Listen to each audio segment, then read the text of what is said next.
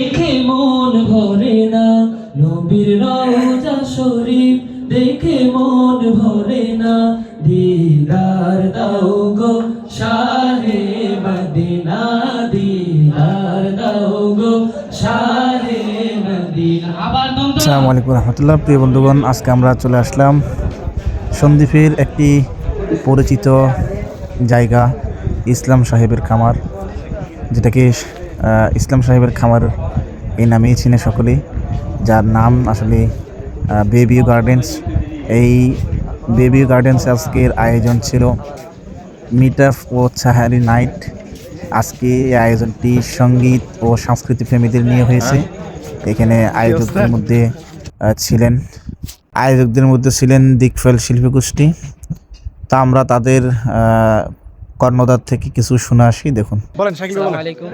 আমরা অত্যন্ত আনন্দিত যে আজকে সন্দ্বীপের সকল সাংস্কৃতিক প্রেমীদেরকে নিয়ে আজকে এত ছোট পরিসরে কিন্তু গর্জিয়াসভাবে একটি অনুষ্ঠান করতে পারছি। আলহামদুলিল্লাহ, আমি আয়োজক হিসেবে সকলের কৃতজ্ঞতা জ্ঞাপন করছি এবং সকলের দোয়া কামনা করছি যেন ভবিষ্যতে আপনাদের সাপোর্ট নিয়ে এভাবে অনুষ্ঠান করতে পারি। ইনশাআল্লাহ। আসলে কিছু বলেন আজকের অনুষ্ঠানের আয়োজন নিয়ে। আসসালামু আলাইকুম রহমতুল্লাহ বারাকাতু। আজকের অনুষ্ঠান খুবই সুন্দর এবং খুব গোছালো হয়েছে। এর একটা কারণ ছিল, আলহামদুলিল্লাহ, সন্দ্বীপে সাহিত্যপ্রেমী যারা আছে তারা একেবারে সাদরে এই প্রোগ্রামটিতে অংশগ্রহণ করছে। এই জন্য প্রোগ্রামটি খুব সুন্দরভাবে আমরা শেষ করতে পারছি। আমরা সকলের কাছে আন্তরিক কৃতজ্ঞতা ও শুভেচ্ছা অভিনন্দন করছি, যাতে করে আমাদের সামনের কাজগুলোতেও তারা আমাদের সাথে আমাদের পাশে থাকে, তাহলে আমাদের এই সংস্কৃতিকে আমরা আরও অনেক দূরে এগিয়ে নিয়ে যেতে পারবো। আপনারা কিছু বলেন আজকের আয়োজন নিয়ে। সবাই সুন্দর আয়োজন, অনেক সুন্দর হয়েছে। মানে এরকম আয়োজন সামনে হওয়ার দরকার কিনা সব। আর সবার কাছে অনুরোধ করব, দিকপেলের ইউটিউব চ্যানেলে সবাই সাবস্ক্রাইব করবে। ইনশাআল্লাহ ঠিক আছে। হ্যাঁ, মাহমুদ ভাই কিছু বলেন।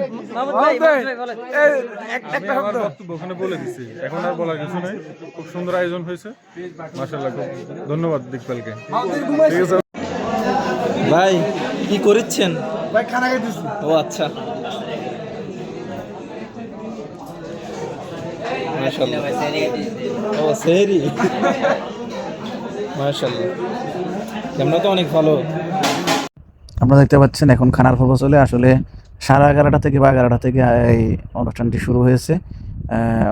প্রায় 3টা পর্যন্ত আমাদের সঙ্গীত এবং হামনাদ, কেরাত, কোরআন সঙ্গীত প্রতিযোগিতা, মোটামুটি অনেক কিছু হয়েছে। এরপরে আমরা এখন সকলে সেহরি খেতে বসেছি খানার পর্বে 3টার পরে।